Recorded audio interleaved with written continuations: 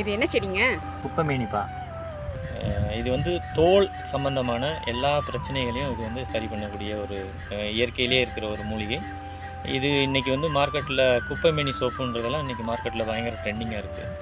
இது மரம் செடி கொடிகளுக்கு வந்து பூஞ்சானோன்ற ஒரு நோயை வந்து இது வந்து ஸ்கின் சம்மந்தமான மரங்களுக்கு உள்ள ஸ்கின் சம்மந்தமான எல்லா பிரச்சனைக்கும் இது ஒரு தீர்வு. இதை எப்படிங்க யூஸ் பண்ணுறது? இது வந்து நம்ம மிக்சிலேயோ இல்லை அம்மிலேயோ நல்லா அரைச்சி நல்ல ஒரு மருதாணி பதத்துக்கு இது அந்த பச்சளை மாதிரியா?